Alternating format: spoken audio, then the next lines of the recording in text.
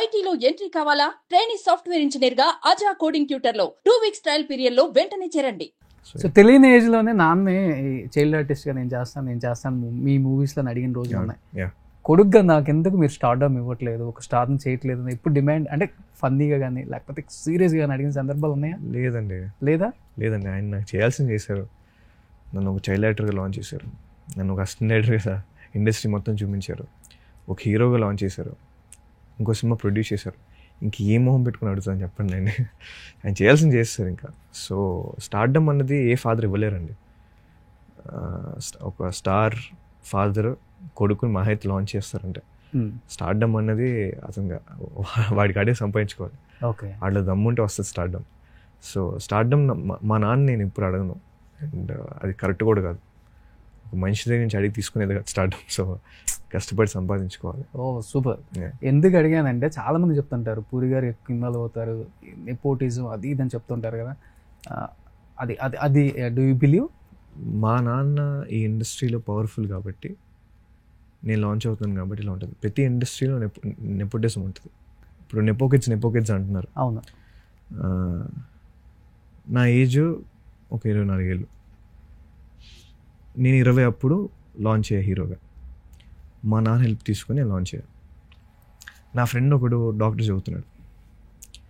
ఆడు 20 ఏళ్ళు వాళ్ళ నాన్న దగ్గర కొన్ని లక్షలు తీసుకుని స్కూల్ ఫీజు కట్టుకున్నాడు. ఆడు కూడా నెపోకేటే కదా. అబ్రాడ్లో ఆఫ్టర్ 18 నువ్వు ఇంటి నుంచి బయటికి వెళ్ళిపోయి నీ ఓన్గా నువ్వు డబ్బులు సంపాదించుకోవాలి, నువ్వు ఏదో చేసుకోవాలి. కానీ ఇక్కడ మీ నాన్నతో నువ్వు స్కూల్ ఫీజు కట్టించుకోవచ్చు, డాక్టర్ అవ్వచ్చు, లేదా పలానా ఇంజనీర్ ఏదో కాలేజ్ సీట్ సంపాదించుకోవచ్చు. ఇవన్నీ నో ప్రాబ్లం. నేను మా నాన్నతో లాంచ్ అయితే మాత్రం అది నెపోటిజం.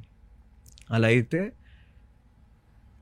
ఒక 20 దాటాక పేరెంట్స్ నుంచి స్కూల్ ఫీజు కానీ కాలేజ్ ఫీజు కానీ తీసుకుంటున్న ప్రతి ఒక్కటి నెపోకిడ్. నెపోటిజం అనేది ప్రతి ఇండస్ట్రీలో ఉంది. ఓకే. బట్ ఇక్కడే మాకు ఇలా చూస్తారు మమ్మల్ని. ఆకాష్ గారు ఏం చదువుకున్నారు మీరు? నేను 10th పాస్ అండి. అంతే? మంచి ఫిలాసఫర్ లా మాట్లాడుతున్నారు. మీ ఇంటర్వ్యూస్ నేను కొన్ని చూసాను, నేను పర్సనల్ గా మీట్ అయ్యాను. ఫిలాసఫర్ అని ఏం లేదు. నా దగ్గర నుంచి నేర్చుకున్నారా లేకపోతే ఆ బ్లడ్ లో ఆటోమేటిక్ వచ్చేసిందా? లేదంటే జనాలు వింటూ అర్థమవుతుంటుంది. అంటే ఎందుకు ఇంత దారుణం, ఇంత ఈ జెలసీ ఏంటారు బాబు అనిపిస్తుంది. ఈవెన్ దో చోర్ బజార్కి కూడా ప్రభాస్ గారే కాల్ చేసి ఈ సినిమాకి నేను ప్రమోషన్ చేస్తాను అని అడిగారంట. అంటే ఆకాష్ పూరి ఎంత డౌన్ టు ఎర్త్ నాకు అర్థమైంది. అంటే ఆకాష్ పూరిని ఎంతగా ఇష్టపడతారో అర్థమైపోయింది. థ్యాంక్ యూ అండి. చోర్ బజార్కి అయితే ప్రభాస్ గారు మొన్న కలిసాను నేను. ఓకే. బిఫోర్ మూవీ కూడా చూసాను, కుమ్మేశారు మీరు. కలిసి ఒక 2 గంటలు ఆయనతో టైం స్పెండ్ చేయడం జరిగింది. సో ఆయన ట్రైలర్ చూపించాను, చాలా హ్యాపీ ఫీల్ అయ్యారు ఆయన. I was very happy. చేశారు కదా ఆయన మూవీలో కూడా చైల్డ్ ఆర్టిస్ట్ గా మీరు? బుజ్జిగాడు చేశాను. అండ్ ఆయనతో స్క్రీన్ షేర్ చేసుకున్నా మన ఏక్ నిరంజన్. ఓకే. కానీ ఆ ర్యాపో అనేది నాన్నకన్నా కూడా నువ్వే ఎక్కువ మెయింటైన్ చేస్తున్నావు ఇప్పుడు ఇండస్ట్రీ ఉన్న హీరో. నాన్న అటు వెళ్ళిపోయాడు కదా. అవునా? ఐఎమ్ లక్కీ అండి టు బి ఆనెస్ట్. నిజంగా ప్రభాస్ గారు అంటే ఆయన నన్ను చిన్నప్పుడు ఒక ఎలా ఉన్నారో నాతో ఎలా ఉన్నారు ఇప్పటికీ ఆయన అలాగే ఉన్నారు. సో ఆయన నిజంగా బంగారం. మీ ఇద్దరిలో ఉన్న కామన్ పాయింట్ ఏంటంటే సిగ్గుబట్ట. అవునా? ఏమనండి, మీ ఇద్దరు కలిసినప్పుడు ఎలా ఉంటుంది? ఇంతే ఉంటుందా లేకపోతే? ఇంతే ఉంటుంది. కానీ నేను మొన్న ఒక బ్యూటిఫుల్ థింగ్ ఏంటంటే ప్రభాస్ గారిని కలిసినప్పుడు సరదాగా నేను ర్యాండమ్గా క్వశ్చన్స్ అడగడం మొదలుపెట్టా. ఎప్పుడు అడగలే. డల్లింగ్ అసలు మీకు బిగినింగ్ స్టేజెస్లో బాగా ఏదైనా ఫెయిలియర్ అయినప్పుడు ఎలా ఫీల్ అయ్యారు అని చెప్పి అలా అడిగా. ఆయన ఒక ఆన్సర్ చెప్పారు. అలా అలా అలా అలా ఆయన లైఫ్ గురించి అన్నీ అడుక్కుంటూ ఒక 2 hours అలా మాట్లాడుకుంటూనే ఉన్నాం. So he guided me many things. ఆయన ఇలా ఉండాలి అలా ఉండాలి చాలా చెప్పారు. సో నాకు అది చాలా హ్యాపీ అనిపించింది. అంటే ఒక ఇండియాస్ బిగ్గెస్ట్ స్టార్ ఆయన లైఫ్లో జరిగిన కష్టాలు స్ట్రగుల్స్ ఇవన్నీ చెప్పుకుంటూ కొంచెం మోటివేట్ చేస్తుంటే ఇంకా I was feeling really lucky. Super. అలా నాతో యాక్ట్ చేసిన అందరు హీరోస్ ఉంటారా? మహేష్ బాబు గారు లేదంటే అల్లు అర్జున్ ఇప్పుడు వెళ్ళొచ్చండి, వెళ్ళి కలవచ్చు. కానీ నాకు ఆ ర్యాపో అంటే ఇబ్బంది పడడం ఇష్టం ఉంటుంది నాకు. అంటే పరిచయం ఉంది కదా అని చెప్పి డిస్టర్బ్ చేయకూడదు కదండి. సో ప్రభాస్ గారు అయితే నాకు కొంచెం చాలా ఎక్కువ నాకు బాగా క్లోజ్.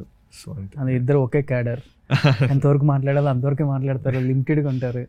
బట్ మీలాంటి వాళ్ళు కలిసినప్పుడు అది నెక్స్ట్ లెవెల్లో ఉంటుంది, పీక్స్లో ఉంటుంది. మనం చూసినప్పుడు ఇంటర్వ్యూ అర్థమైపోయింది అందరికీ, మిలియన్స్ వ్యూస్ అది, ఎవ్వరికెవరు తగ్గలేదు, మీ ఇద్దరు కెమెరాస్ మర్చిపోయారు.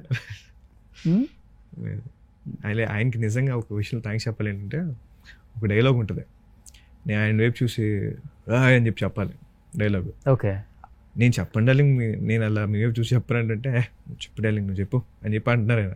వద్దు డార్లింగ్ నేను మీ వైపు చూస్తా అరవలేను డార్లింగ్ అని చెప్తుంటే, నువ్వు చెప్తావా చెప్పా అని చెప్పి ఆయన మళ్ళీ టేక్ చేపించి అది చెప్పించుకున్నారు డైలాగ్. ఓకే. నిజంగా అంటే చాలా మందికి తెలియదు, ఇండస్ట్రీలో హెల్దీ అట్మాస్ఫియర్ ఉండదు, కాంపౌండ్ సపరేట్గా ఉంటాయి, అది ఇది అని చెప్తుంటారు. Mega compound separate, Allu compound separate, Manchu compound separate అని ఏం ఉండవు. ఇలాంటి వాళ్ళు చెప్పినప్పుడే తెలుసు. To be honest they are very good friends. ఎప్పుడైనా మ్యారేజెస్ అప్పుడు ఇలా కలుస్తాను కదా, అందరూ ఒకసారి కలుస్తారు, చాలా ఫ్రెండ్లీగా ఉంటారు. నేను చిన్నప్పుడు అంతా ఇలా చూస్తుండేవాను అందరినీ.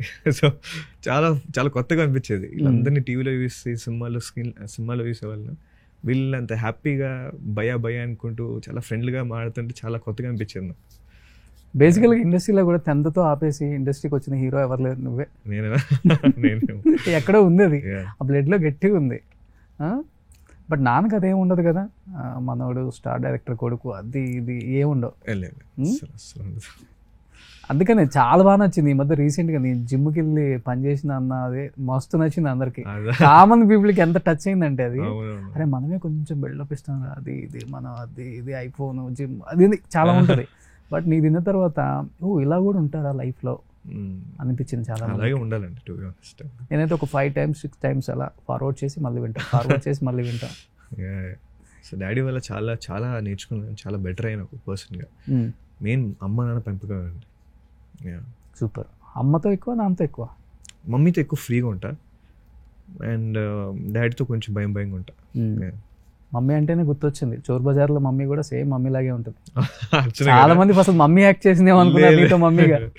లేదు, అర్చన గారు షీఈస్ ఎ లెజెండ్ అండి. అర్చన గారు అయితే she is 2-time national award winner ఆవిడ. అండ్ ఆవిడతో పనిచేయడం నిజంగా నా అదృష్టం. ఎవరి థాట్ అది? చాలా ఇయర్స్ తర్వాత వచ్చారా మళ్ళీ? జీవన్ గారి థాట్ అది. అర్చన గారు అన్నాక సార్ ఆవిడ చేస్తారా, ఇప్పుడు సినిమాలు చేయట్లేదు, మ్యామ్ చేస్తారా అని చెప్పి అన్నా. అడుగుదాం ఒకసారి అడగండి సార్, చేస్తే హ్యాపీ సార్ అని చెప్పి అన్నా. అడగగానే ఆవిడ ఓకే అనేసారు, అండ్ వెరీ హ్యాపీ. ఆ క్యారెక్టర్ అర్చన గారే పర్ఫెక్ట్ యాక్చువల్గా. సో ఆవిడ సెట్కి వచ్చిన దగ్గర నుంచి it was every day was memory. ఆవిడతో చాలా స్పెషల్ ర్యాపో ఉండింది. నేను అమ్మ అంటుంటా, ఆవిడ నన్ను బాబు అంటారు. So it was very special. చెప్పారా అమ్మ ఎప్పుడన్నా సేమ్ టు సేమ్ రా? చాలా మంది చెప్పేవాళ్ళు. మీకు విషయం చెప్పనా, క్రేజీ థింగ్ ఏంటంటే అర్చన గారు చెప్పారు నేను మీ అమ్మలా ఉంటాను. నేను అక్కడ షాక్ అయిపోయా, అదేంటి మ్యామ్ అని చెప్పాను. ఎస్, కమింగ్ టు నాన్న, ఈ 3 సినిమాల తర్వాత కానీ ఈ సినిమా తర్వాత కానీ, అంటే బిఫోర్ ఆల్రెడీ ఉన్నావు కాబట్టి, ట్రావెల్ అవుతున్నావు కాబట్టి, అంటే నీ లైఫ్లో ది బెస్ట్ అనుకొని ఆయన పర్సనల్గా ఫీల్ అయ్యి ఇచ్చిన బెస్ట్ కాంప్లిమెంట్ ఏమంటే ఏమని చెప్తారు ఆకాష్ గారు?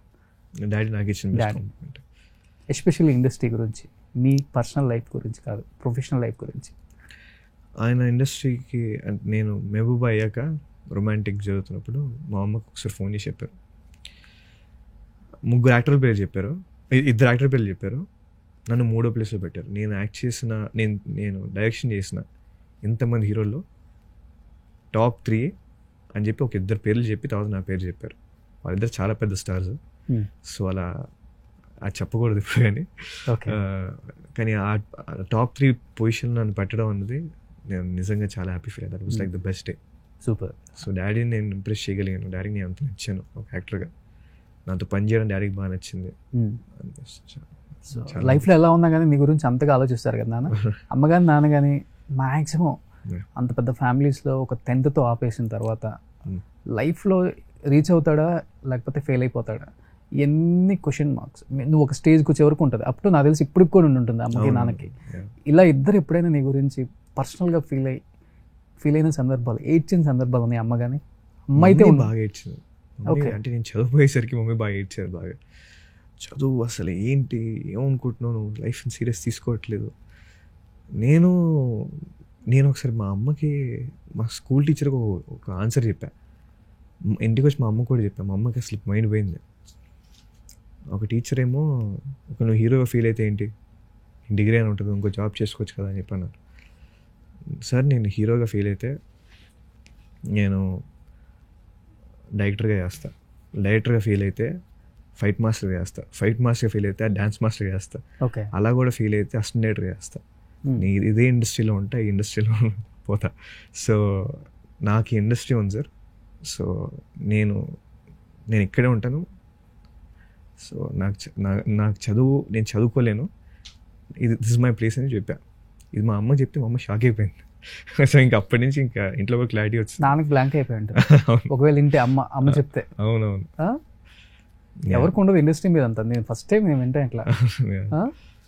చాలా అంటే మంది ఏముందంటే ఇప్పుడు సరే ఇప్పుడు ఫెయిల్ అయితే ఏంటి సరే, ఇప్పుడు ఇంకో జాబ్ ఉంది కదా ఇండస్ట్రీలో, ఇండస్ట్రీ వదిలేందుకు వెళ్ళిపోవాలి, ఇంకో పని ఉంటుంది, ఏదో పని ఉంటుంది, క్లీనర్ పని అయినా ఉంటుంది, లేకపోతే లైట్ బాయ్ పని అయినా ఉంటుంది, హ్యాపీ పనులు చేసుకోవచ్చు, సెటిల్ ఉండొచ్చు. సో అలా కూడా చేయించారు కదా నాన్న. అలా కూడా చేయించారు కదా, తెలిసిన పనే హ్యాపీ చేసుకోవచ్చు. ఎవరి దగ్గర నుంచి వచ్చింది ఆకాష్ గారు ఇది?